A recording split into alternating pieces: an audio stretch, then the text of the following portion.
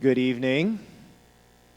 It's good to see all of you here. Those of you who are out in the lobby, if you want to make your way on in, I want to welcome you to our lecture this evening, Epigenetics and Lifestyle, the Future of Medicine. I'm really excited about tonight's topic, not just because my background is in biology and in chemistry, which I took a number of classes in that in my undergrad and really enjoyed understanding how the body worked. But I'm also looking forward to seeing the connections between how God designed our body and the spiritual dimensions that come in with that as well. I'm Phil Mills, for those of you who are visiting. I'm the pastor here at the Lansing Seventh-day Adventist Church. And if you're here this evening and you haven't been here before, we want you to know we're really glad that you're joining us this evening, and we believe that God is going to really bless as you listen to the lecture this evening. I invite you to bow your heads with me for prayer as we begin, and then I'll introduce our speaker. Father in heaven, we thank you for the privilege of gathering together here this evening to be able to learn more about how you created our bodies and how we can take better care of the bodies that you've given us. We ask that you will speak to our minds and our hearts, and that you will help us to understand the dimensions of the beauty of what you have created in us. We thank you now. We lay this evening program in your hands in Jesus' name. Amen. It's a privilege to have Dr. John Kelly here with us. He is passionate about lifestyle medicine. We've had the privilege of talking together they stayed the night last night at our house, he and his wife, Sally. And I don't know if Sally's in here, but if she is, she's up there. So, Sally, could you just stand up for one moment? If you all look back, that's his beautiful wife there, and she came down with him. They have dedicated their lives to teaching people how to take better care of themselves. Dr. Kelly graduated from Loma Linda University. He has gone on to establish the American College of Lifestyle Medicine, which is a new dimension that's coming in, explaining how we can, bringing physicians together that want to teach their patients how they can live more healthfully in their lives. So without much further introduction, Dr. Kelly, we're so glad you're here. Thank you so much for joining us, and we look forward to what you have to share with us. So let me see if I have, yes, sounds like my mic is on. Thank you so much for coming. I don't know how the lights work, but I wonder if it would be easier to see the screens if we cut some of the lights, but if that's not possible, that's fine. So my medicine is a second career for me. So I know I look like an old guy, but actually I'm a young doctor because I started medical school as a freshman at 48. So I'm a slow student, but I get there. But anyway, seriously, my background before that had been working in health insurance and Blue Cross and Blue Shield for quite a while, for example. And it's a lovely company. But if you're not aware, working in health insurance will make you want to change the system. It's not working well. We're really good at taking care of broken hips. I was ice skating a couple of years ago, fell, broke my hip. I was so glad it happened in America, and our first world, right? But I have friends who have trouble maintaining a healthy weight, have trouble maintaining a healthy blood sugar or blood pressure, and where they live in America or in the first world, and we're not having much success at helping them to reverse the results of these chronic diseases. So that's what really motivated me to go back to school. I was actually a college dropout, so I had a lot of work to do. But as the pastor said, this is really a passion of mine, and I believe by the time I finish tonight, if I don't put you to sleep, it'll be a passion of yours as well. Welcome, folks. Come in. So, all right. So the topic is epigenetics and lifestyle. And there's a new field called lifestyle medicine. Last July of 2018, the Association of American Medical Colleges has a bulletin they put out every month. And in the July 2018 issue, they said the headline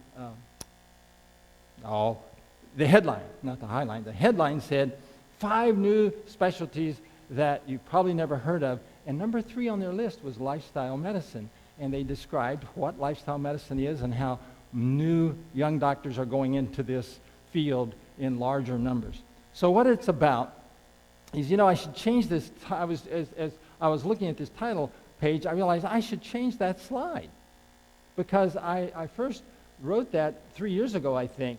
And you know what the title should be? The present of medicine, because epigenetics and lifestyle are in the present tense of medicine. Well, let's proceed.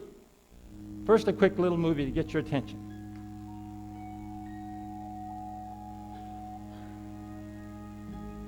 What will your last 10 years look like? Will you be quick enough for a game of tag with your grandchild? Strong enough to embrace every moment?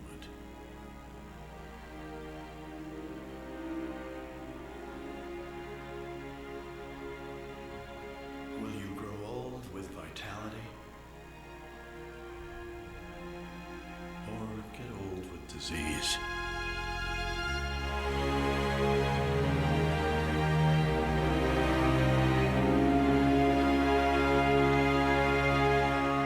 It's time to decide. Imagine that there was a way of eating, a way that I could describe to you. You could read on the internet how you could eat in a way that would cause your pancreas to make new beta cells. Beta cells are the cells that make insulin. Imagine if, for a moment, if it were possible that we could actually feed people or animals in such a way that it would reverse type 1 diabetes. Well, you actually don't have to imagine it, because it's already been done and published in the literature. Yeah, it's true. I'll show you the citation here.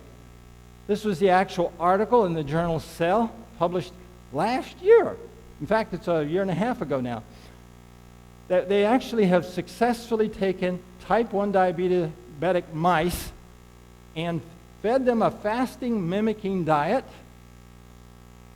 for 3 months and produced beta cells in type 1 diabetic mice and basically cured their type 1 diabetes.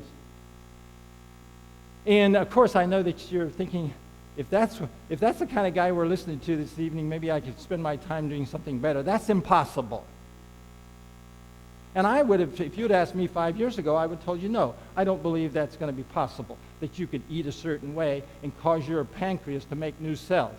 Well, it is possible. In fact, it's been done, and that's why I'm starting with this, because I want you to understand that the field of epigenetics is making us realize things are possible that we would have thought was impossible not long ago.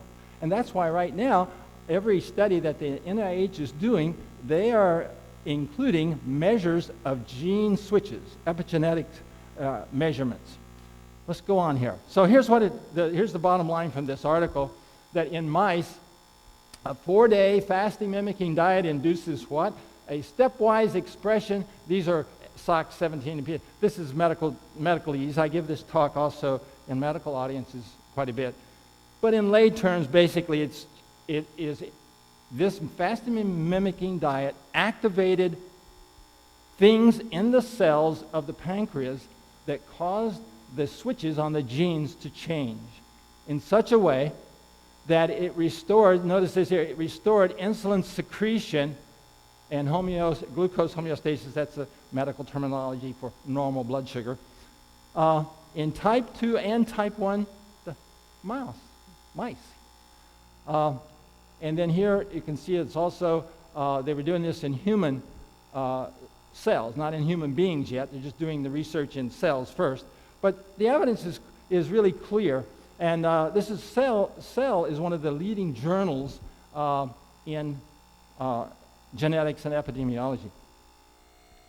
So here's what the authors had to say. These results indicate that a fasting mimicking diet promotes the reprogramming of pancreatic cells to restore insulin generation in islets from type 1 diabetic patients and reverse both type 1 diabetes and type 2 diabetes phenotypes in mouse models.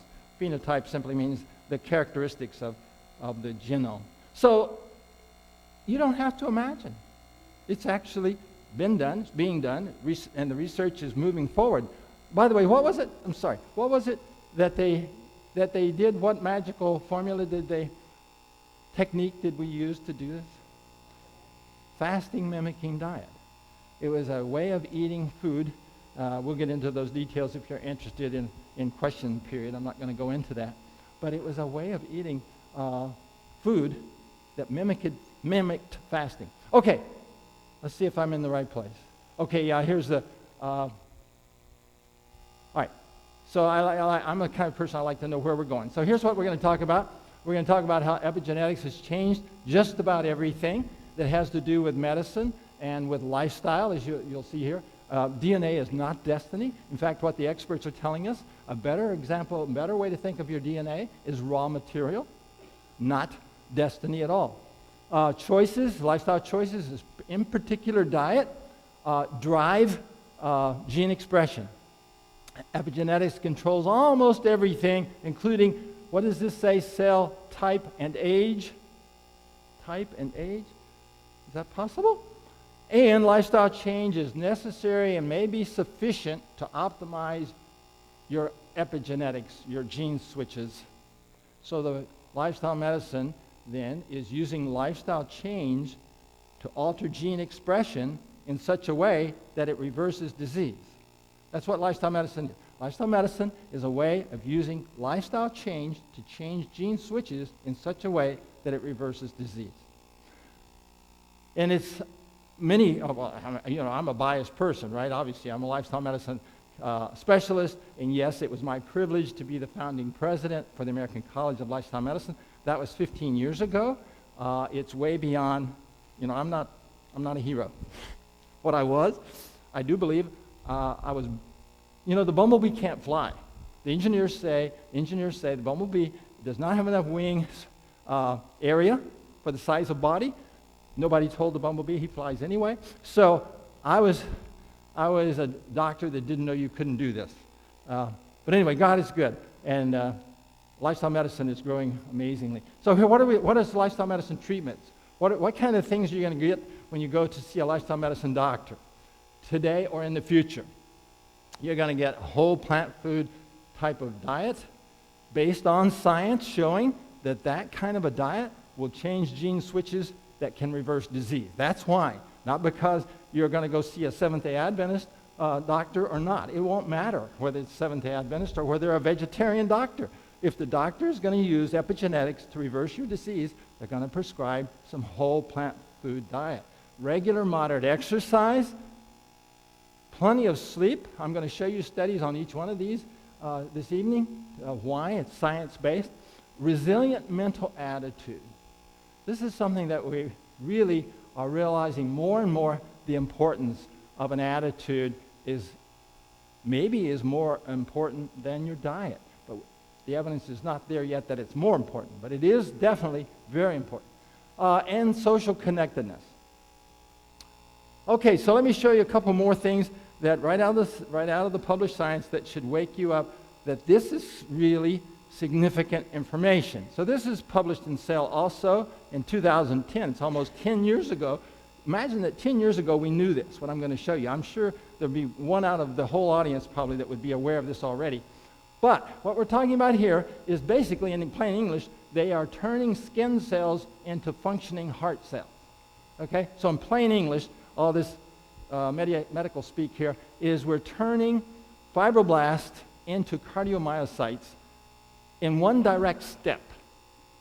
And they're doing this, they've done it in mice, and so let me show you here. So this is a mouse fibroblast. This is what skin cells look like under high magnification. And by discovering what devices in the cell can turn on the right switches, they've been able to turn the switches on and turn that cell into a functioning heart cell. It contracts. It works with the rest of the heart cells. It is a heart cell. Okay. So here's what the authors had to say, that these fibroblasts transplanted into mouse hearts the day after transduction, in other words, after they had been transduced into a heart cell, they differentiated into cardiomyocyte-like cells, heart-like cells, See, this is so amazing that even the researchers are reluctant to call them heart cells. They're saying heart-like cells. You know, because we don't want to call them heart cells. After all, they were skin cells, weren't they? But in a little while, I'm going to share with you the background on this, and you're going to see that we have some wrong ideas about different cells. Anyway, so it says, demonstrates that functional heart cells, cardiomyocytes, can be directly reprogrammed from differentiated somatic cells, these are body cells, and in this case they use skin cells, by defined epigenetic factors. So what they do is, the epigenetics are about the switches. The epigenetic factors are the things that change the switches, okay? So most auditoriums or places I go, there's some people who take care of the equipment, and they turn on the lights and turn off the lights, okay? So that would be one of their jobs. So that would be called an epigenetic factor, turning on or turning off the switches. So you have switches in your cells, and they are managed by these epigenetic factors, which we're discovering rapidly. So there's cardiomyocyte.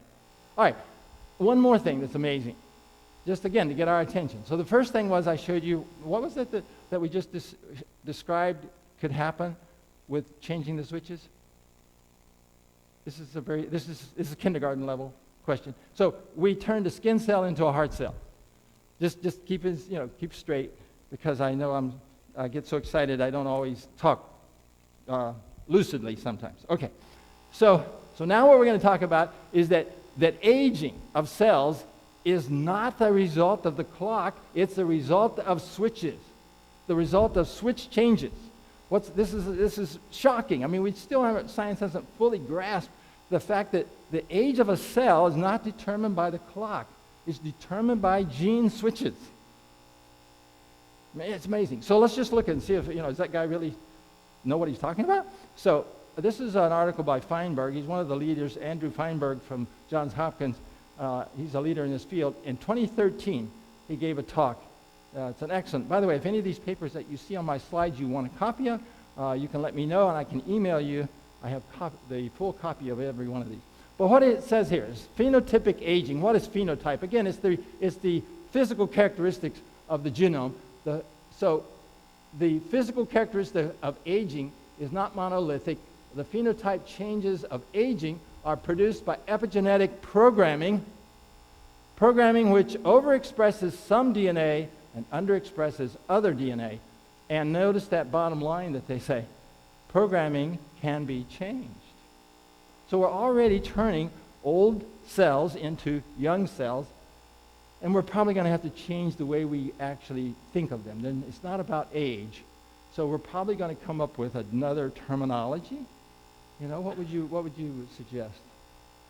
Something besides old and young, so maybe new and, I don't know. Anyway, we'll let them figure that out. But here's an example. So in that article published in Bioinformatics in 2009, here's some of the genes overexpressed here on the left that causes cells to act like old cells, okay? And the ones on the right are underexpressed. And so, again, I'm just offering this evidence to you so first, oops, sorry, hit the wrong button, excuse me, get back here. So first I want to blank that. So first we talked about turning skin cells into heart cells. Then we showed you that they've shown now that the age of a cell is really the result of the gene switches. So this is all about epigenetics, okay? What can epigenetics do? What is it controlling? A lot more than we ever imagined. All right, next thing I want to do, this is real quick. Anybody in here bake bread? Yeah, I bake bread. I actually worked as a baker for a little while one time. But anyway, well, if you're a baker and you want to be good at your trade, and I realize that some kitchen bakers may not, become professional, but if you really want to be good, you have to know how to get along with yeast, okay? Because yeast is a growing organism, and you depend on it to make your bread light and make it right. And if you have too much yeast, it tastes yeasty and it's no good, and so forth. Okay. Well, anyway, I just wanted to. A lot of us are familiar with yeast. Well, yeast is a one-cell organism that takes in nutrients, takes in oxygen, burns it, turns it into carbon dioxide. How do I know that? Because it's the carbon dioxide that causes the bread to rise. The carbon dioxide is a bubble, creates those little bubbles, right, in your gluten and makes it. All right. Well, it turns out, of course, you know that yeast do not have lungs. Okay, well, you can't even see it without a microscope. It doesn't have lungs, doesn't have blood flow, but it does have a breathing in and inhaling, exhaling. They call it ox-redox cycle. So, and what they discovered and proved was that the ox-redox, or the breathing cycle, if you want to think of it that way, of a yeast cell is controlled by gene switches. The switches are turned in one way, and it causes that cell to take in oxygen. It's called the ox. And then it turns the other way, and it produces ATP and energy, and it does its thing. So what's the take home from that little thing is that the switches can change in minutes. So the switches can change rapidly. Doesn't take years necessarily. Okay. We'll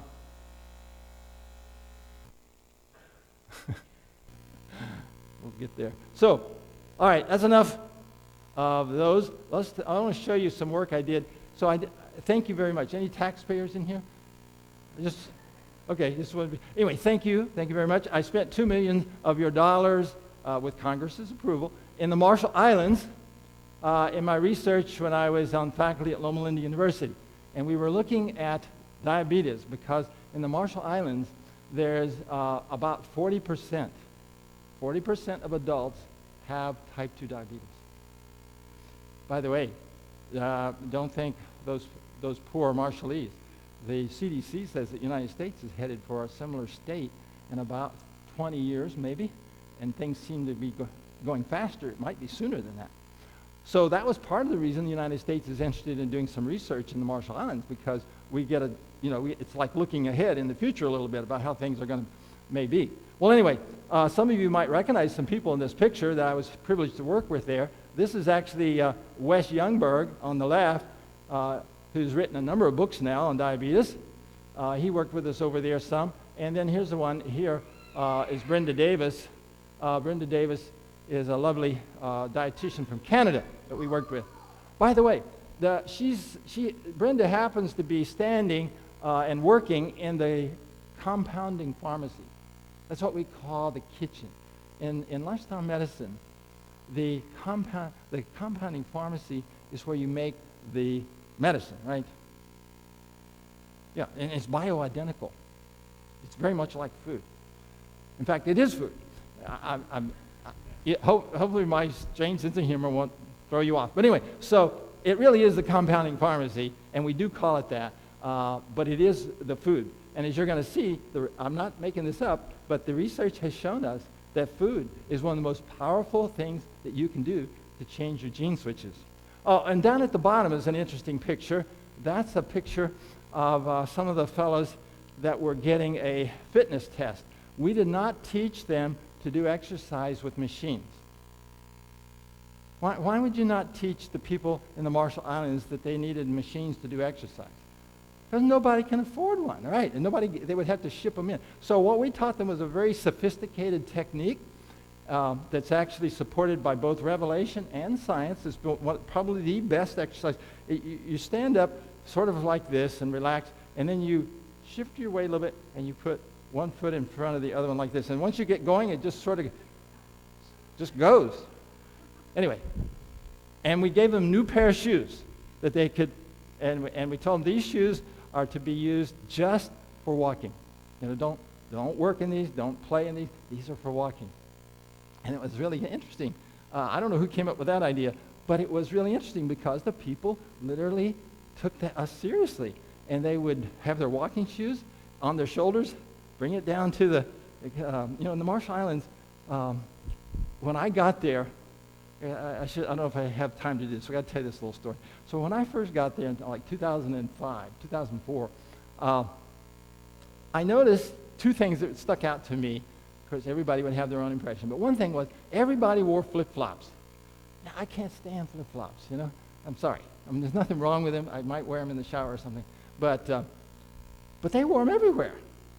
And the other thing I noticed was that I understood the first one led to the second. And that was nobody ever walked anywhere. It's really, they would take a cab to go a half a block. I think it cost 20 cents, if I'm not mistaken. It was 20 cents. I never took one, so I don't know, but they told me it was 20 cents. And the thing that had happened was in their culture, it had gotten to where if you couldn't take a cab, you were poor. And nobody wanted to be poor. I mean, I don't want to be poor. So they were all taking cabs everywhere. So when I got there, of course, I didn't know that. And if I would have, I wouldn't have changed my behavior. But I walked everywhere because I needed exercise.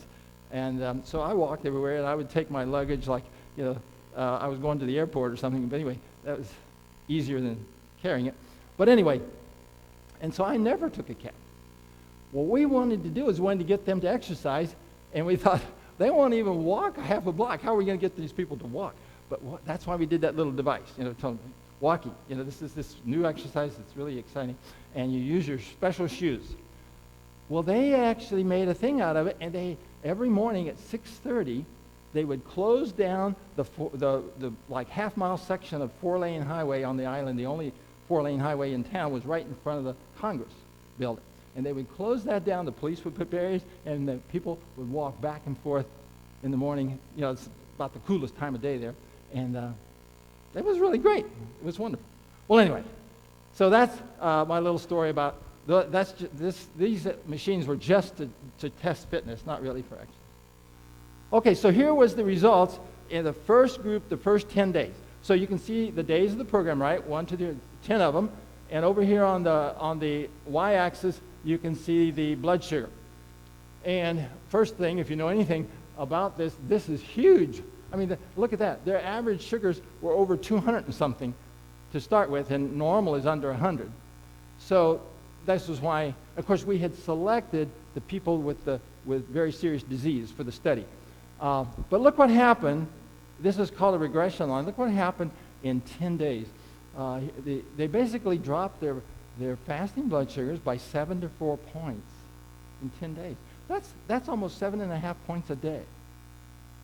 What in the world can you do to cause somebody that's a diabetic to drop their blood sugar 7.5 points average every day for 10 days? And I've had doctors ask me after I give a talk like this, did you guys get insulin pumps? Did you give everybody an insulin pump? And I said, well, actually, the 2 people that were in this group that were on insulin, we had to stop the insulin. Their sugars were getting too low.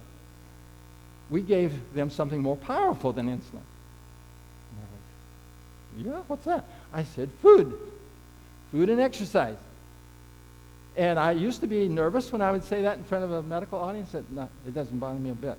I'm not nervous one iota about saying that to professionals because the science is now so absolutely ironclad. Nothing is more powerful than a lifestyle change for type 2 diabetes. So another example I want to show you. And this is a simulation.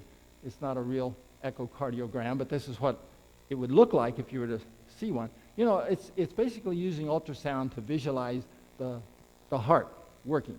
We think of ultrasound, most people are familiar with ultrasound, and we look at the new baby, right? So you do an ultrasound of the baby these days a few times. In fact, some of the science coming out is saying maybe we're taking too many ultrasounds of the baby. But at any rate, so with this, you can visualize the way the heart muscle is working. Now, on the surface, you might think, well, that sounds like a curiosity. I mean, who cares? As long as my heart is beating and it's pumping blood, my blood pressure is okay. But here's what it is. If you can imagine that supposed part of this heart muscle was not getting enough oxygen. So it wasn't low enough to cause a heart attack, but it was low enough to do what? To make it so it couldn't work like it should. Actually, you can actually see it. I've seen it. And one side will be working, and the other one it'll just be going along for the ride. It's not really doing much of anything. You want them both to be. So it's called hypokinesis. All right. Well, we have a patient example here. Charles went to a doctor who saw some abnormality on his EKG, on a stress test, and sent him to Dr. Spady, who's a cardiologist, and he did an echocardiogram. And then here's what he said, right? After reviewing everything, we've recommended he undergo coronary angiography with intervention if indicated. In plain English, the doctor was saying, we are recommending he get an angiogram and a stent if we see a blockage. Well, Charles, you might be able to tell or guess from his name, this is my relative. In fact, it's my older brother, and I have his permission to share his information, because this is illegal to do this without permission. But anyway, and Charles said, you know, my little brother is a lifestyle medicine doctor. So he told Dr. Spady, I wanted to make a lifestyle change. And Dr. Spady didn't know anything about lifestyle change. This is a few years ago. You can see 2006, I think it was. And so anyway, long story short, I ended up talking to Dr. Spady, and then I talked to my brother, and I said, he says, I want to make a lifestyle change. You do lifestyle. Doesn't that work? You know, you've been fooling us all these years. He was giving me a hard. He's my older brother. You know, you don't get any respect from your older brothers. But anyway, and so I said, no, we haven't not been fooling you, but this is serious. I mean, this condition could kill you. You could have a heart attack. And, you know, there's 9 of us kids, and so I'm going to have to be running from 7 of them if you die because of something I do. So I said, if you're not going to make serious lifestyle changes, then, you know, don't talk to me. And, you know, sometimes you have to be tough with your big brother because they don't pay much attention to you. And he said, I'll become a vegetarian. Like, you know, like that was cure everything. You know, beer and pretzels is vegetarian. So he wouldn't have to make a lot of change. But anyway, he did. He became a vegetarian. And he changed his diet, and I was real proud of him, but his cholesterol only dropped like 20 points. It was still over 200. And he told me, you know, and I said, what's wrong? He says, I don't understand what's wrong. I said, I don't know what's wrong either, but I said, why don't you come and we'll put you through a program, a 2-month program. And so he did. He came, stayed in our home, because we didn't have a residential program, but we had an outpatient program. So he stayed in our home, ate with us, went to the classes and everything. And then 2 months after he came, he went to another doctor to get another look at his status. And so this would happen to be Dr. Austin, because he was in a different state. And here's what Dr. Austin said. The echo portion of the test was considered what? Negative for ischemia. The patient done well with lifestyle changes. What is the plan? He will continue with diet and exercise and aspirin, baby aspirin. So I talked to Dr. Austin later, because I knew him from, he practiced in the same area where I did. And I asked him what he thought about it. He says, well, you know, I've never seen that. He says, I wonder if that first test was artifactual. Well, maybe that first test was not a good, maybe he really didn't have heart disease. This doctor found it more plausible that this man did not have heart disease than the idea that he reversed it. And I'm not complaining about Dr. Austin, but that's the way we have come to think. But what's happening is it's changing. And let me tell you, this is an illustration. Okay, so let me show you one last thing before I get into my real talk. No, this is the prelude. But here's an interesting study from the New England Journal of Medicine. Can you see that? New England Journal of Medicine, 2009. And what it is, let me just describe this to you, because this is really amazing. You should know this. What it is that surgeons that bypass the arteries, clogged arteries in your heart, it's called a coronary artery bypass graft. These surgeons had noticed that as the way that they harvested the vein out of your leg that they used to make the bypasses, the way they harvested the vein seemed to affect how long the bypass would work before it would go bad. The failure rate is called, okay? Graft failure rate. And so they discovered that the way they harvested, if they used an open excision, there was a 38% failure rate, but if they used a laparoscopic, this more high-tech method, that, you know, it did not have an excision all the way up the leg, just a few little holes, what was the failure rate? 47. So they published this article, very nice article, very well done, New England Journal of Medicine, and they said basically it's much better to use open excision. Even though it makes a scar on the leg, it's much better for the length of time that the bypass will work. Now, I'm not a surgeon. I'm a lifestyle medicine doctor, so why am I looking at this? Well, I want to point out something to you. What is the average failure rate in 12 to 18 months? The average failure rate is over 40%. But compare that to Dr. Esselstyn, 32 months on a plant-based diet for Dr. Crow, and here was his, look at all these, the reason they couldn't put a stent was it would have broken the arteries. So many blockages, they would have had too many stents. But in 32 months, his artery was nice and wide open and clean. And so you need to make lifestyle changes. If you've already had a stent, if you've already had a bypass, that's fine. But make lifestyle changes and make it last. Okay, but every time I talk about this, every time I show an audience the way that you can bring your blood sugar down, you can reverse heart disease, the failure rate of bypasses, there's always some in the audience that say, but Dr. Kelly, that's all wonderful, but I just got bad genes. I mean, my grandparents on both sides and my parents, you know, it's in the family. Did you know that we inherit something besides genes from our parents? Cookbooks? Recipes? Yeah, we do. And I'm not, of course, there's some humor supposed to be in that, but the point is, we do not have only the effect from our parents of our genes. We have other things that we have inherited from them. So, let me just show you something here. This is January of 2010. Sorry, you can't read that. January 2010 issue of Time magazine, and it's talking about what? Epigenetics. The new science of epigenetics reveals how the choices we make can change our genes. And what else does it say? And those of our kids, too? That's got it. They must have gone too far. How can that be? You mean the way I eat can change my kids' genes? Well, let's look. Actually, you can. So here, a little history. This is actual picture of Watson and Crick being awarded the Nobel Prize, 1953, if I'm not mistaken. Or maybe it was 54. I was pretty young back then. And this was for discovering or proving that deoxyribonucleic acid, this double helix thing, contains the information that goes from one generation to the next, transfers the information from the parent to the child. And you knew that already, probably. Oh, one thing you should be aware of, because I'm going to show you something. See these little cross things here? These are called base pairs. Anyway, if you think of the DNA as like a twisted ladder, and these are rungs on the ladder, but they don't actually go all the way across. In fact, it's interesting. If you're a biochemist, you'll love this. I think this is sexy, but the two strands actually are not attached. They're actually not. They don't even actually touch. The biochemist in the audience would, right? That's right. The two strands of DNA do not actually touch. They're just wrapped around each other in a very beautiful way so that they can actually be separated when you have to translate a gene, transcribe a gene. Okay, now this is Dr.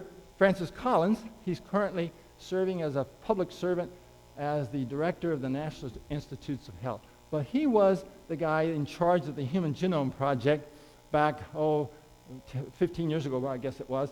And they discovered how many of those base pairs? 3 billion base pairs of human DNA. You know, the sociologists have studied this, and they tell us that we cannot conceive of numbers much over 100,000. The average human being cannot tell you how much bigger a million or a billion, and this is 3 billion. Oh, by the way, that's in every cell, just in case and there's trillions of cells. In fact, this thing is about 2 meters long in every cell. If you stretched it out, and someone calculated that if there was 1 trillion cells in a human body, that the DNA in one human being could reach to the moon and back, I think it was. Anyways, it's a huge amount of information. Well, okay, so 25,000 genes, lots of variations that some cause a disease, like sickle cell disease, but most do not. And what we do actually with most of these variations is that we use it for DNA testing. Most people will come more in contact with DNA for identity purposes than for medical or disease purposes. So, Now, I want to review a little of the biology that you learned in high school, and we'll just look at this little picture, and you can figure out what those guys are while I remind you of this. So where did you come from? Where does every mammal come from? We came from an egg and a sperm. Egg from mom, called an ovum, or an oocyte, and a sperm or a spermatocyte from dad. Those two cells have to join up if they're going to live. They die if they do not join up with each other, because both of them only have half a chromosome. You know, they have 23 chromosomes, but not 23 pairs.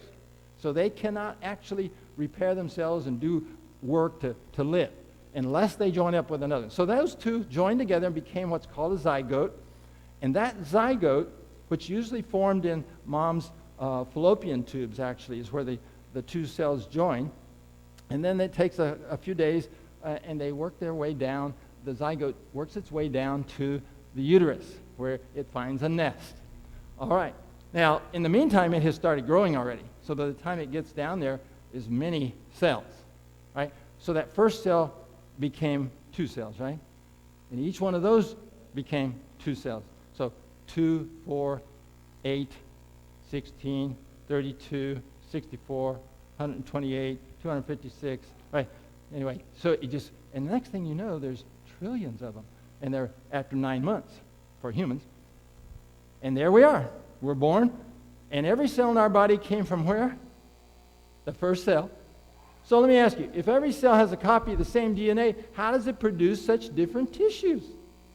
I mean, how? Some of it makes an ear. Some of it makes a toe, brain. Did you realize that you have all the genes for a liver in your ear? Aren't you glad they're turned off? So, actually, you have all the genes for a left ear in your right ear. Because, we have all the genes for everything in every cell, right?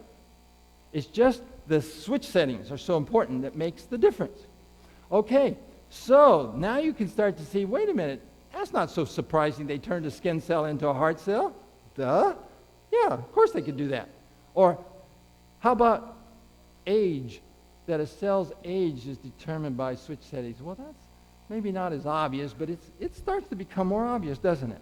Or how about the idea that if you could somehow get the pancreas cells in the pancreas to turn from a support cell into a beta cell? Yeah, that's all these things that I told you about in the beginning, and when you weren't thinking about it and you thought I was so smart, it turned out to be just sort of obvious. Okay, just obvious. That ought to be possible. Well, here's what Dr. Whitelaw, she's a recognized expert, here's what she says. She says, we do not inherit DNA. She says what we inherit from our parents are chromosomes. And they're only how much? Half DNA. So what you inherit from your parents in chromosomes is only half of it is DNA, and the other half is made up of proteins that control. These are the switches. These are the epigenetic marks. Because what do you know about a switch? And this is so simple, you're gonna go right over it. So let me just go ahead and answer it for you. A switch has a setting. A switch is either on or off, or if it's a rheostat, it might be halfway on. But anyway, switches have settings. That's what they do in life. So when you were born, you had switches on your genes, right? Sure you did. How did they get set? How did they have the setting they had? Well, I'm going to tell you. In fact, I want you to think about something really interesting. I don't know how old this little fellow is, but you don't have to tell me. But you're in school, right? You have done some schooling. I'm sure you have. All right, I'll bet you he already has learned this part, and that is that actually the switches on Mama's genes were set while she was in Grandma's womb. Did you know that? That in the first 3 months when a baby is in the womb is when the eggs are formed. You haven't learned that part yet, so I'm giving you a head start. But anyway, so it's called embryonic development. And in the first trimester is when the ovum is populated with those, the ovary is populated with the ovums, with the seed. So that means that the egg that I came from formed in my mother while she was in my grandmother's womb.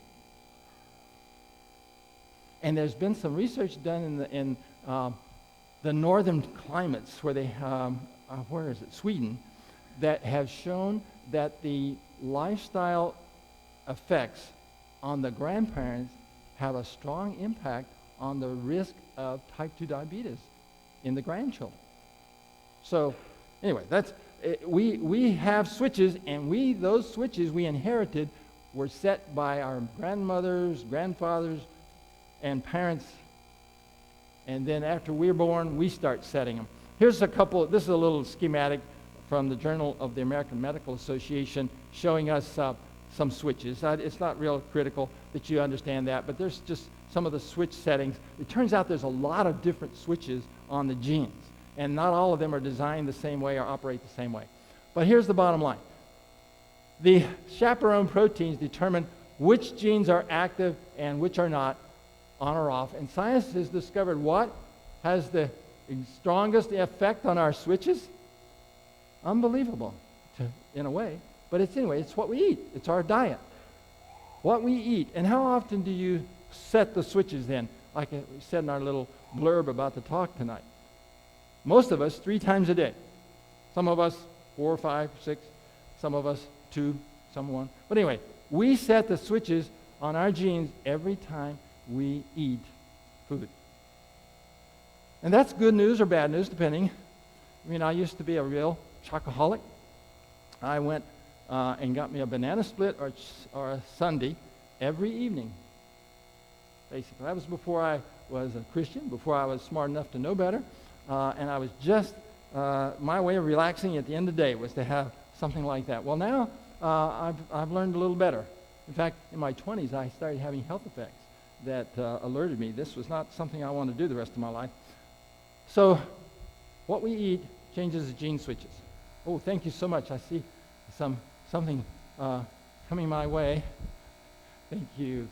That's awful kind of you, and I do need that. Just real quick here. So we started life, what does it say? With the gene switches set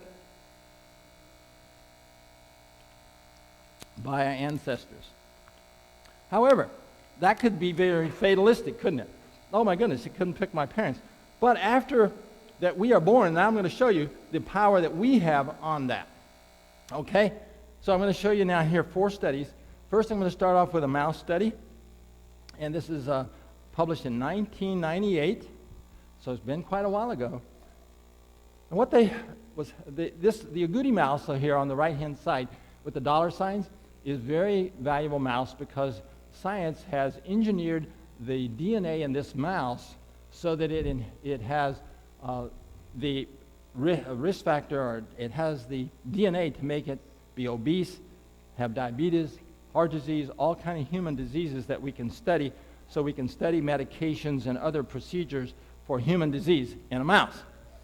But a few years ago, when they were working on this epigenetics and these switches between generations, they were looking for how can we test to see if changing the mother's diet would affect the children while they're in the womb. And so they came up with this idea. So they had the agouti mouse, and they, when she was pregnant, they fed her a special diet that was known to should turn off genes. So they wanted to turn off those genes that had been put into her, at great expense. Well, when the baby was born, history was made, and they still have the picture on their website at Duke University where this was published. This is the actual picture of the agouti mouse and her baby that's there on their website. Now think about this a minute. If this was a human situation, we would have a paternity suit. I mean, this is not my kid, does not look like me, doesn't have the same color of coat, But they did the DNA testing and proved that this baby has the same genes that the mother has. That in the mother are causing obesity, diabetes, heart disease, but the way that she was fed during pregnancy turned those genes off so completely that the baby appears not to have those genes at all. In fact, look what the researchers said. This is amazing to me. This is the effects of the special methylating diet were still evident 3 to 4 generations later. So the power, for good or bad, is quite remarkable from the way that, now again, people say, oh, Dr. Kelly, I'm already out of the womb. This is too late for me. Well, okay, but I'm trying to show you the power. Okay, we're going to get to the good news here in a minute. All right, one more. This one's in rats. Okay, so that was mice. Now here's rats. Now these are what's called wild-type rats. There's nothing special, no engineering done. And in fact, what this was published in the Journal of Neuroscience in 2008. But what they did here was they wanted to turn on genes. See, in the agouti mouse, they had engineered genes in there, and they wanted to turn them off, right, by the diet fed to the mother. Now, in this group, they had normal rats, and they wanted to turn on the genes. So what did they do? They fed them a high-fat diet, and they showed that the high-fat diet did cause programming. Now, I want to show you something. This is, to my way of thinking, this is even more earth-shaking than that other one I just showed you. So they fed this mother, while she was pregnant, high-fat diet, 50 to 55% of calories for the curious of calories from fat, and they tracked what was happening in the developing fetus. And they showed that in the brain of the fetus, on chromosome 3, there was a gene that was turned up or turned on that caused the production of more neurons. There were neurons being produced during the pregnancy that would not have been produced if she was on a different diet. So we just have to stop a moment right there. So put in plain English, what did we just say? We just said that the way that they fed the mother a high-fat diet changed the anatomy of the baby's brain. This is so earth-shaking, it's almost hard for us to grasp, but this is true. This is true. And then, of course, my mom didn't know this. I don't know whether she ate a high-fat diet or not, but, that's right, wait a minute, maybe. So more neurons. Hey, maybe that might be a good thing, more neurons. Tell Mom, eat more fat. But wait a minute, it's not over yet. So where did these cells go? These cells actually were cells that took up residence in the hypothalamus.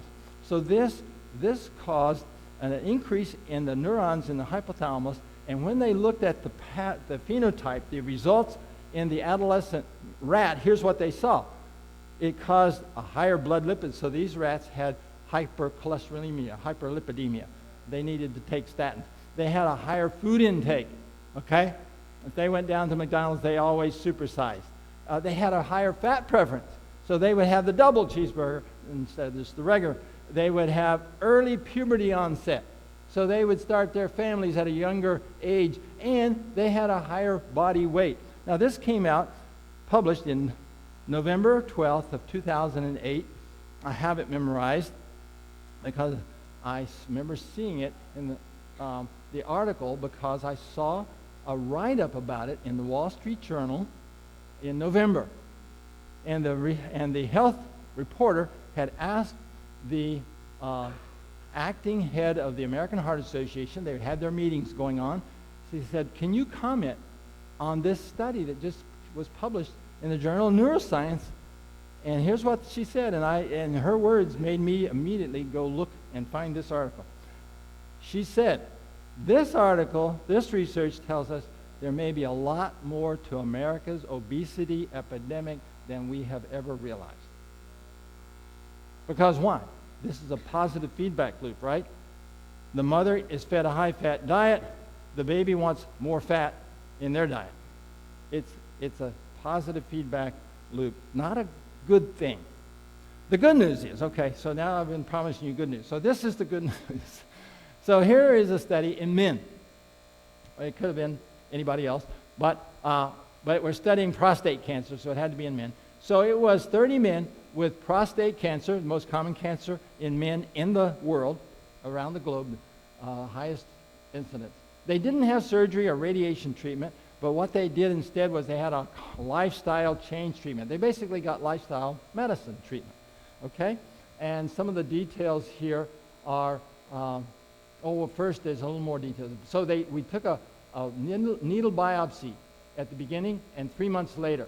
So they actually put a small needle into the tumor of this prostate cancer, and they were able to distill or refine messenger RNA.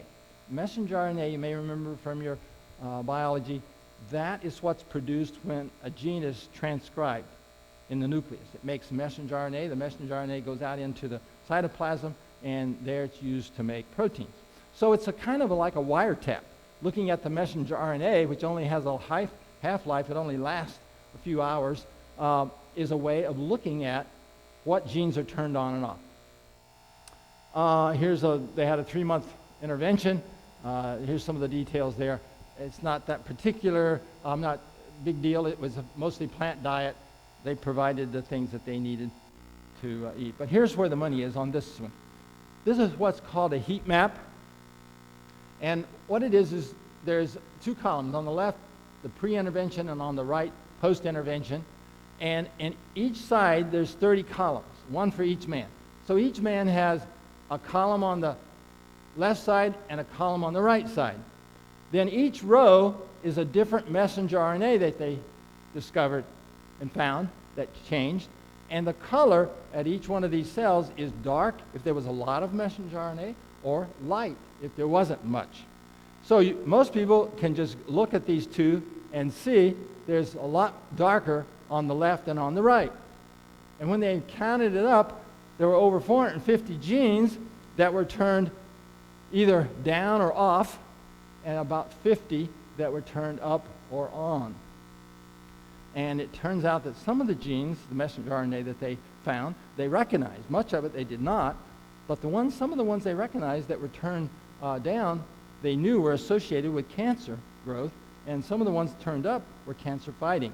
So it appears that somehow the body is smart enough that when you eat a healthy diet, it turns up the good genes and down the bad genes. Yeah. Believing in an intelligent creator, I don't find that surprising. But anyway, so look at this. This is part of why I'm a lifestyle medicine doctor. Now, again, what was it? What did these guys have? They have prostate cancer. Okay, right. But wait a minute. It looks like they were in a weight loss program. It's 2.6 kilograms. That's about 5 or 6 pounds they lost. It was the blood pressure treatment. Their blood pressure dropped 9 points. Oh, no, it was the cholesterol. They were in a cholesterol treatment program. Here's the thing. When you use lifestyle change to treat, whether it's cancer, blood pressure, sugar, it doesn't matter. When you treat one, you tend to improve all of them. And that's something that we just only wish would be true about medications and other things that we use in medicine. Most of the time what happens is if I give you strong medicine, I have to look for side effects, make sure I'm not overdoing it or causing you worse problems than the medicine is fixing. And I know, and you know, there are people who are taking half a dozen or a dozen pills, and part of the time it's to offset the ill effects of something that's causing side effects. But lifestyle does not work that way.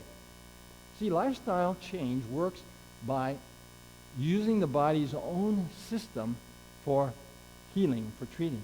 And so when you work with the system, you don't have to fight. When you work against the system, this isn't part of the talk, but I just got to say this. So strongly impressed in my head.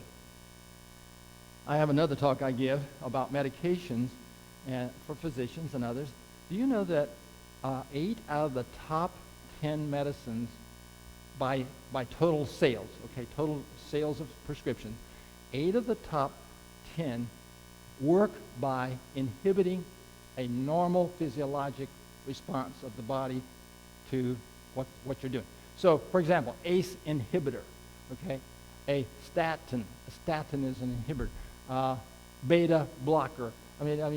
Anyway, I'm not going to go down that list of 10, but take my word for it. So the point is, medications we use in medicine are inhibiting the normal physiologic response to what you're doing to your body, or what somebody's doing to your body.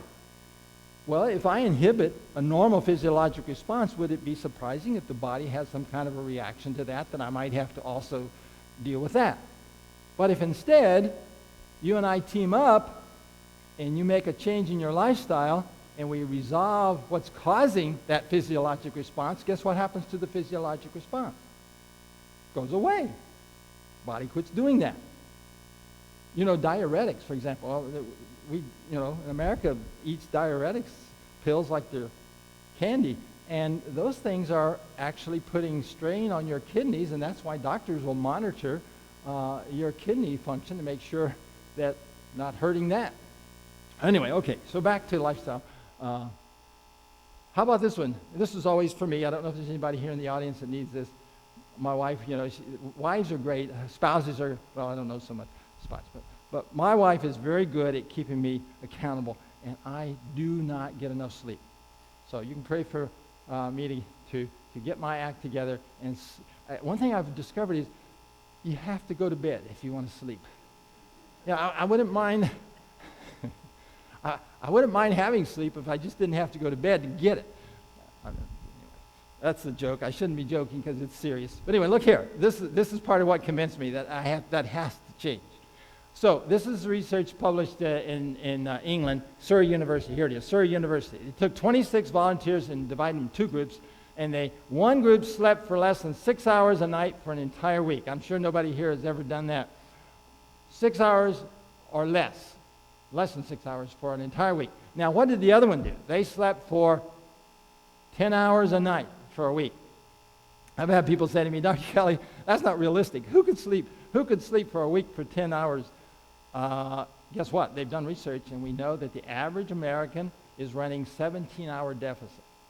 They have put people in a what do they call it anyway, like a terrarium where there's no outside, you can't tell what time it is, you can't tell, and there's no TV or anything, and they just let these people, sleep when they want, and they measure the amount of time they sleep over a week, and the average person catches up 17 hours.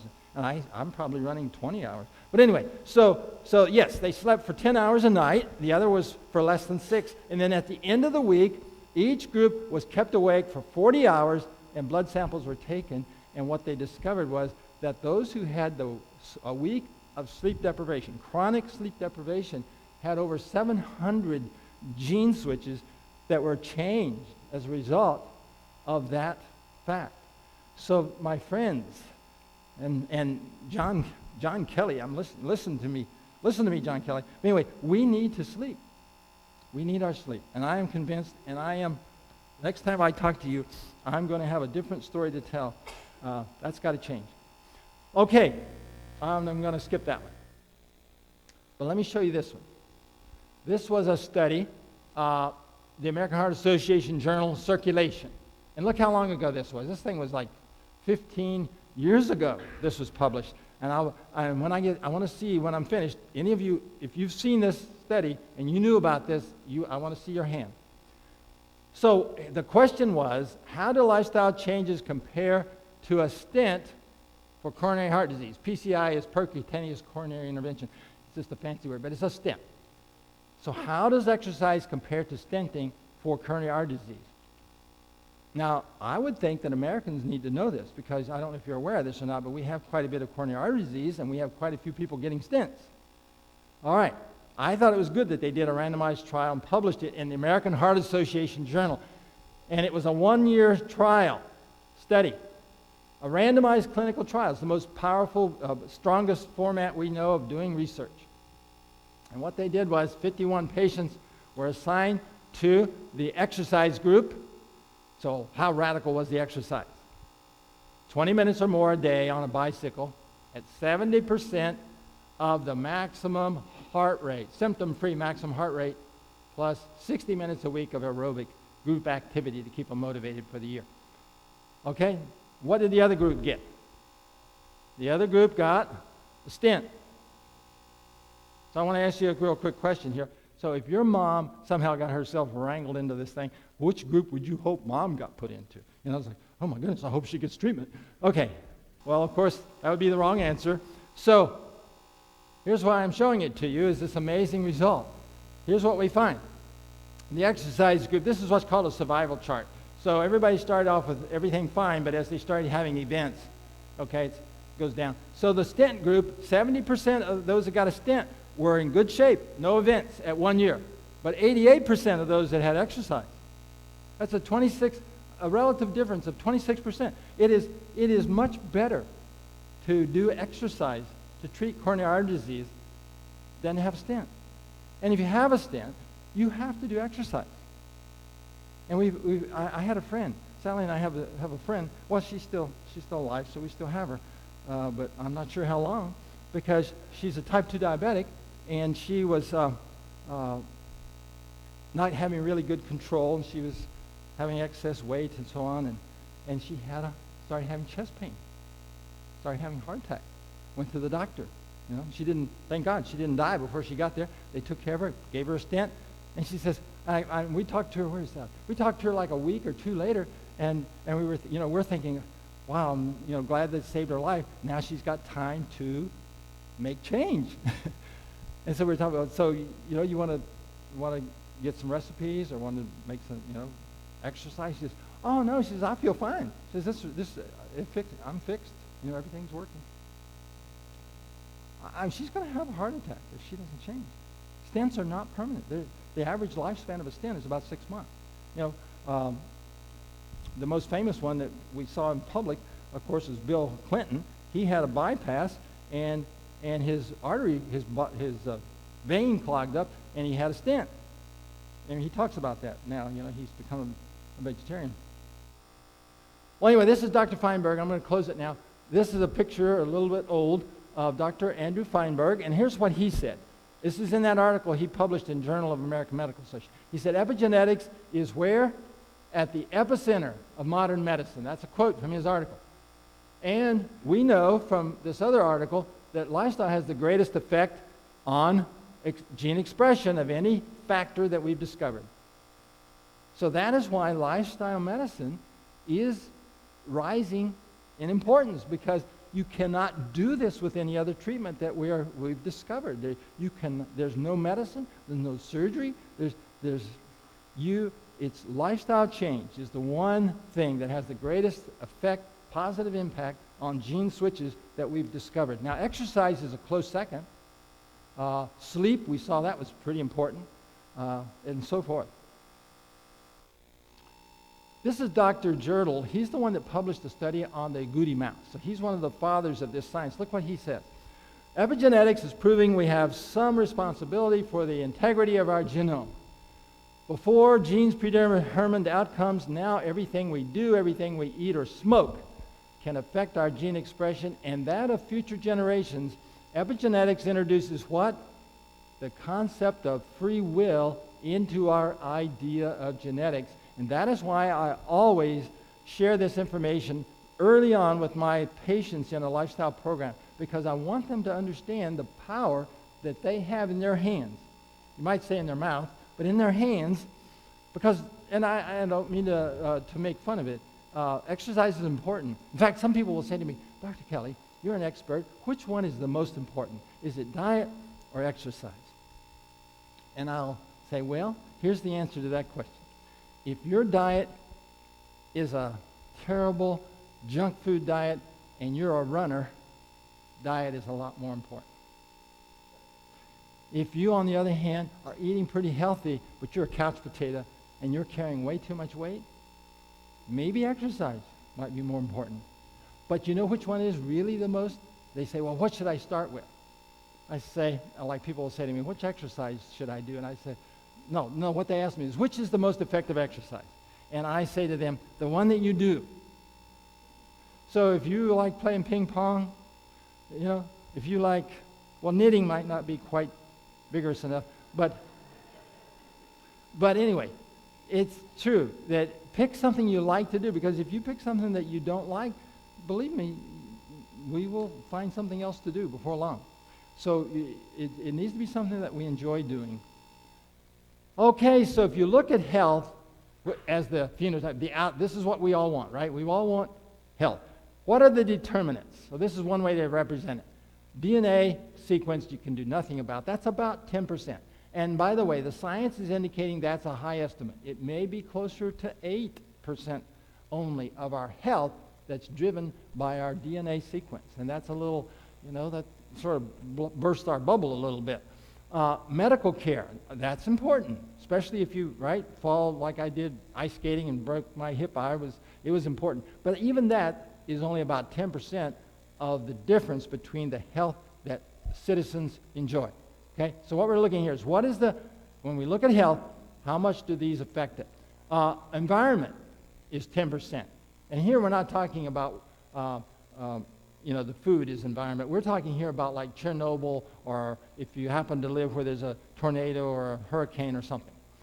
But fully 70 or more percent is lifestyle. And that's good news, and I'll tell you why. I think this next slide shows us. This is good news. Okay, well, let me see here if I... So here I'm summarizing. This is slides I use for medical education. I have to summarize it. But let me I want to show you there's a slide here. Yes. Usually I skip those for a lay audience. So changing your diet and lifestyle. By the way, can you change your diet and lifestyle? Yes. I used to smoke. Okay? It was hard to quit smoking. In fact, I was encouraged by Mark Twain. He said quitting smoking is easy. He had done it thousands of times. So, but it wasn't until I quit that third time that it really took for me. I've not had to quit again because I didn't go back to smoking. Well, I'm using it as an illustration. It is doable, but sometimes it's hard. And all right, but if you do that, what will happen? Well, I've shown you the science that if you do that, that will change your epigenome. It's just what you're wired that way. When you change your lifestyle, you will have gene switches change. That's just the way we operate. All right? Now, if you change gene switches, what does that do? Well, we've seen that changes gene expression. You can even change a baby's anatomy, right? Of the brain. You can change one cell into another one by changing switches. If you change gene expression, what does that do? Well, that changes you. You can literally be different as a result of gene switch changes that you largely have control over. Now, being as it's church and it's Sabbath and we're studying God's second book, I'm going to be bold and say something about that. And that is, knowing what to do and doing it are two different things. We've done surveys in America, and we know that the average person has over 6 things that they would like to change. If they could just make a change, it's easy to come up with 6 things that I'd like to do differently. I'm pretty sure I could come up with at least 6 myself. So the good news is since here we are in house of worship, my own personal experience with myself and with patients is that when a patient or a person can connect to the higher power, connect to divine power, there's the ability to make changes that we want to make that we have not been successful at making. You know, I quit smoking about the time that I became a Christian, but my wife was a smoker and she couldn't quit. But you know, when we became Christian, when we were converted, she quit smoking. She had a different level of power available. I actually think that God was blessing me. I know my mom told me, she didn't tell me because before I was a Christian, I wasn't a very friendly, I was a pretty antagonistic agnostic. I'm sorry. But anyway, I was not the kind of person you'd want to witness to, because I'd try to make you feel bad so you wouldn't bother me again. Okay, telling you to my shame. But my mom was praying for me. She said, I've been praying for you to quit smoking and to quit drinking for a long time. Yeah, I had some other bad habits too. And thank God for prayers. And thank God that God wants to help us. And so it's not about, I don't believe we get saved or lost by whether we make lifestyle changes. I don't think it operates that way. But I do believe this. I do believe that God has shown us how to live a healthy lifestyle, and he is committed to helping us do it. And I want to encourage you, no matter who you are and what your health issue might be, or what gene switches you would like to improve, take it to God. Think about asking God, God, will you help me do this? because he's wired you so that if you make those changes, you will have gene switch changes and you will have a different kind of health. Well, thank you. I believe that's it. I would take, well, I don't know if we have any time, Pastor. It took a long time. But if you want to, I'm happy to take some questions. You will take about 5 or 10 minutes for questions. Is that okay? Okay, let's take a little bit of time for questions. Is that working? If you have a question, just raise your hand.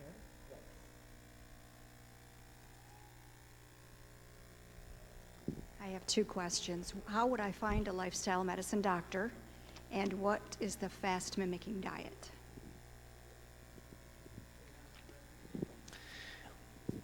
Yes, no, he will repeat it. Yes, thank you.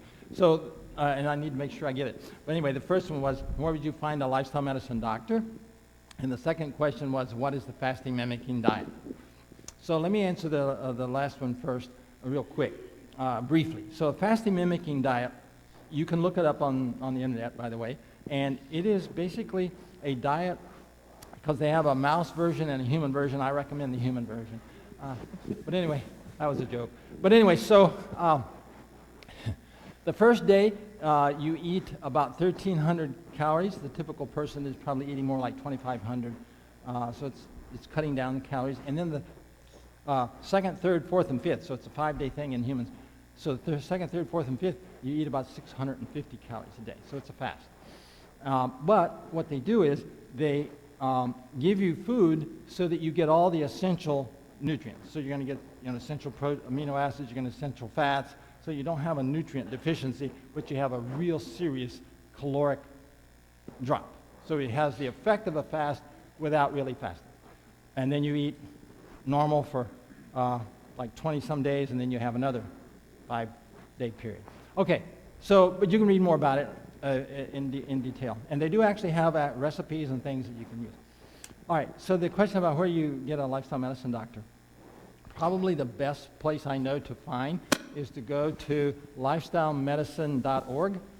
All one word, lifestylemedicine.org. That's the website for the American College of Lifestyle Medicine. It has over 3,000 members. And they have on their page where you can go and see, is there anybody in your state or your county or whatever. Okay? All right. Any other? Which one? Both sides.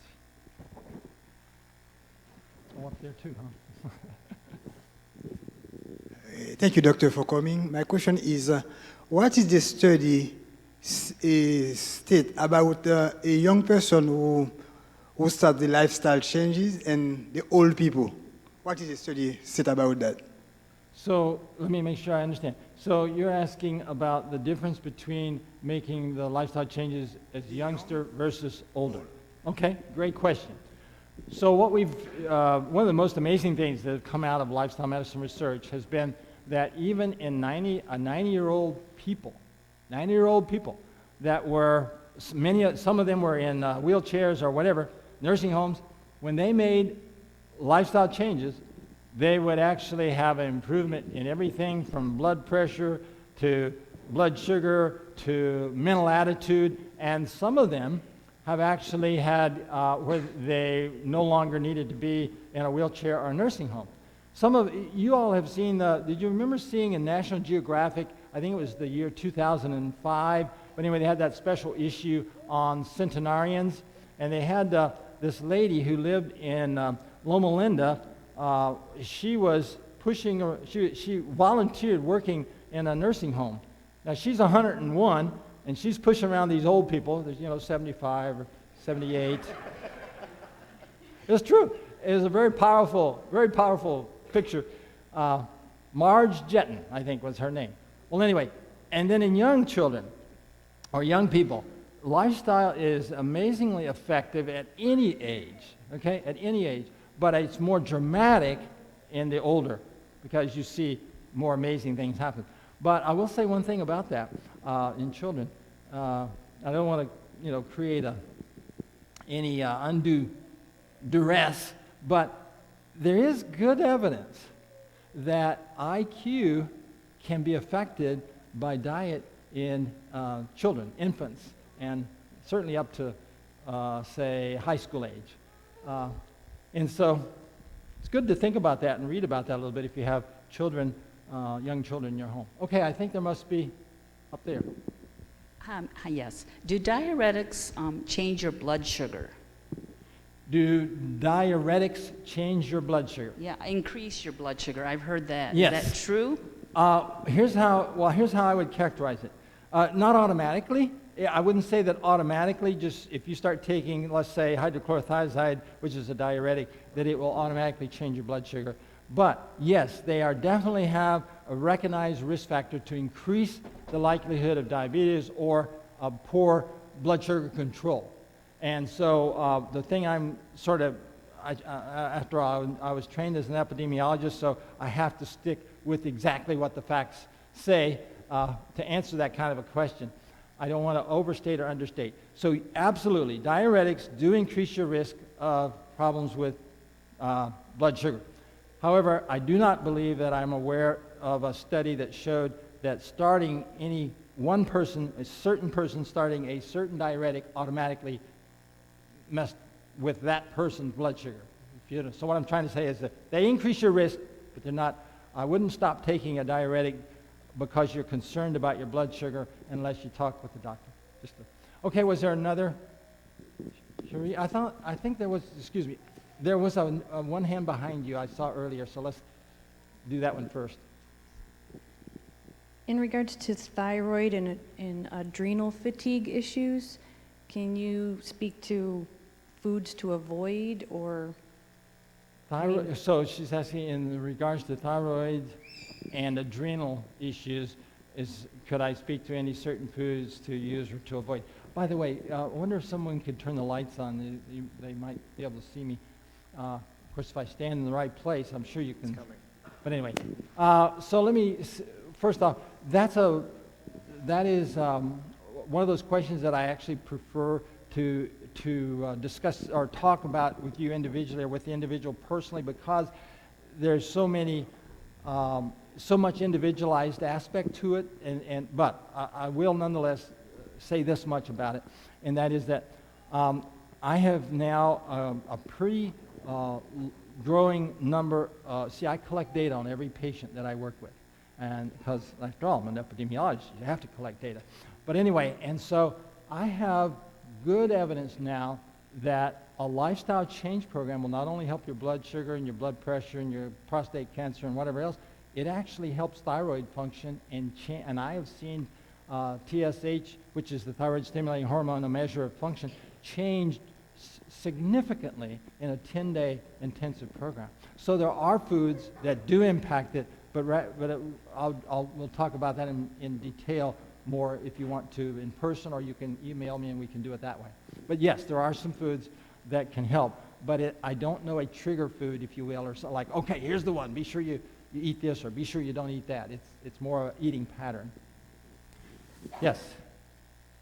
What are the benefits of intermittent fasting, like eating within an 8-hour window and then fasting for 16 hours a day, and also eating earlier in the day as opposed to later? Yes, yeah, that's a great question. So she was asking what's the effects or the benefits of intermittent fasting.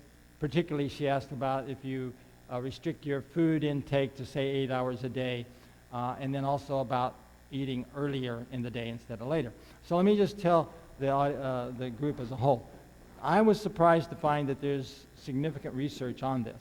Not on there is, of course, on intermittent fasting, but what I found very interesting is it's called time-restricted feeding. If you want to look up about in the research published on eating 2 meals a day or something, you won't find that. But what you will find is time-restricted feeding.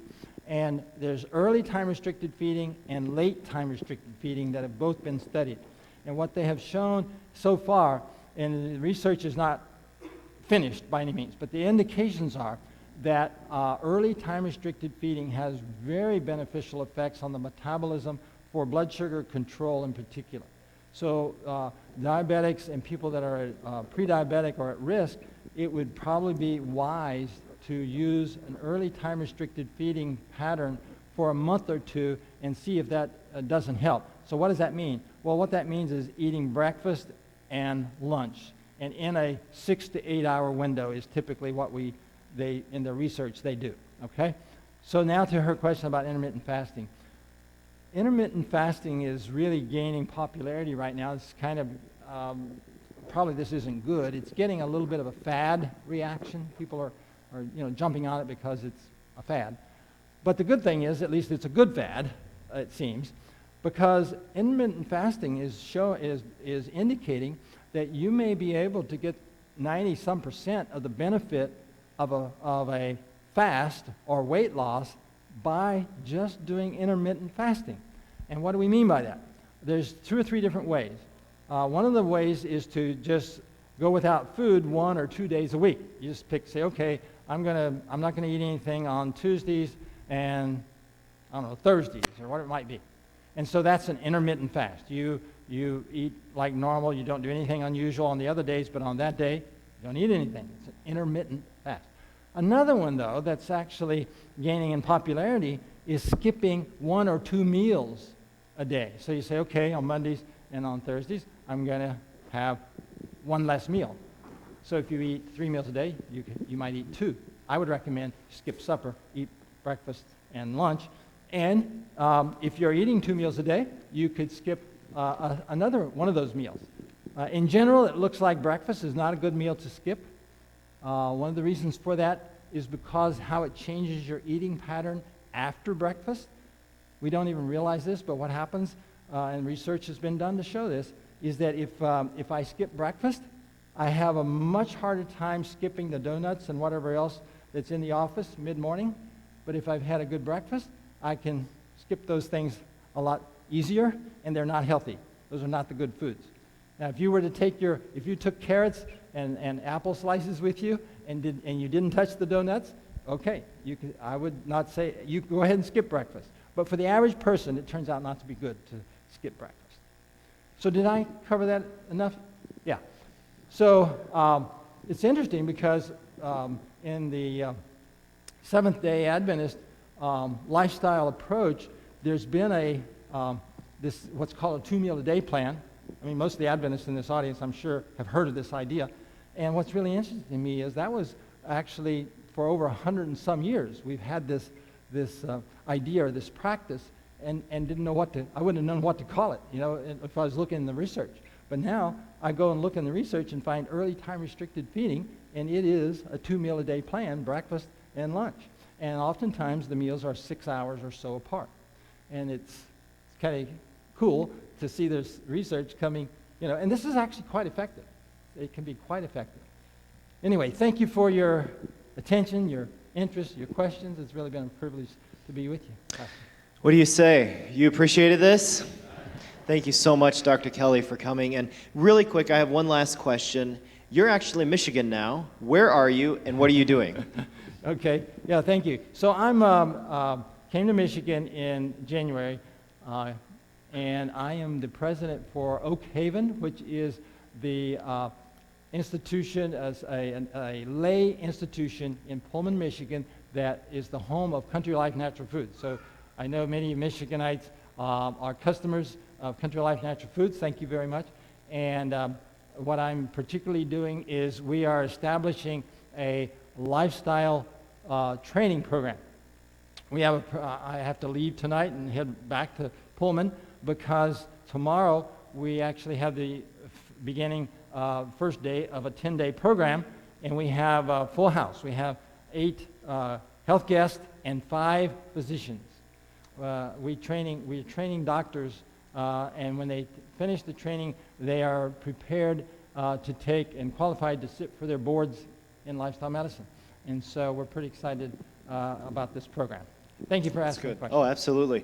So if they wanted to find out more, where is there a website they could go to? Yes. So you could go to oakhavenhealth.com. oakhavenhealth.com. All one word, no spaces. Okay. So oakhavenhealth.com. Thank you so much, Dr. Kelly. Thank you. I would encourage you, we're going to definitely work to have you come back and share some of the other lectures, but I heard from you all. This was something you really appreciated, and I hope that we not just listen, but we go home and apply to be more healthy. Just before we close, I want to bring your attention to an announcement that we have, and I see, I'm going to invite Lindsay up here, actually. Jennifer had to slip out for a moment. Lindsay to come up here and tell us about our next health event that's coming up. We want to encourage you to continue. We want to be always getting healthier. Lindsay, what's coming up in just a few short weeks? So September 15, mark it on your calendars. There's a flyer here for you. We're going to be doing a short health presentation combined with a cooking class where we will have food samples of healthy meals that you can make, and the focus is on protein and how much do we need, what's the good type of protein to get, where can we get healthy sources of that, and how hard or easy is it to make in our own home. So you won't want to miss it. 5 o'clock to about 6:30, September 15, a Sunday evening. And on your way out, if you did not register, we'd encourage you to register on your way out, because we want to make sure that we get, as we have health lectures coming up, we want to make sure we get the information to you so that you know about them and that you can come and enjoy additional lectures. We have Dr. Kelly here. He'll definitely be coming back. We have some other physicians that we're looking at bringing in, and we want to become knowledgeable about how we can take better care of our bodies. Would you bow your heads with me for prayer as we end our meeting here? Father in heaven, we thank you for this very informative lecture that we've had.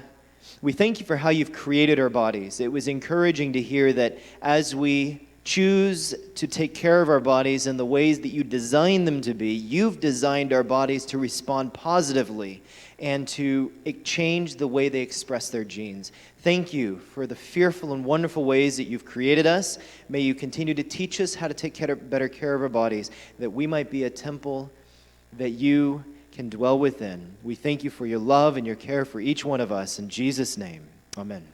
God bless you all. Thank you so much for coming. And Dr. Kelly will be in the back on your way out. You can talk to him some more if you would like.